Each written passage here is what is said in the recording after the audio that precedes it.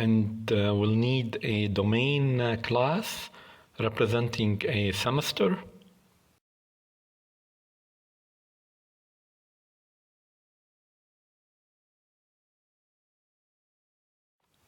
And it will have a semester name and those three settings,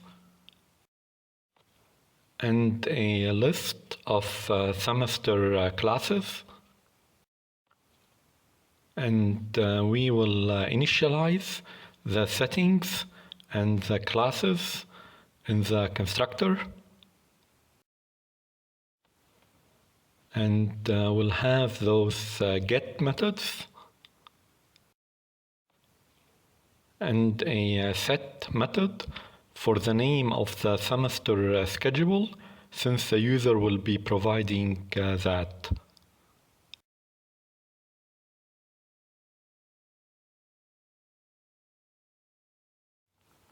And here in DB Manager, we need to add two methods.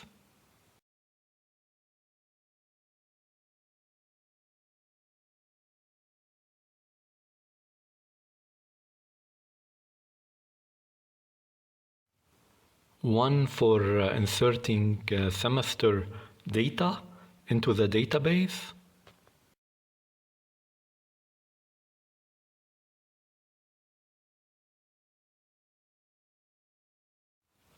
and another method for picking up from the database and returning semester's data.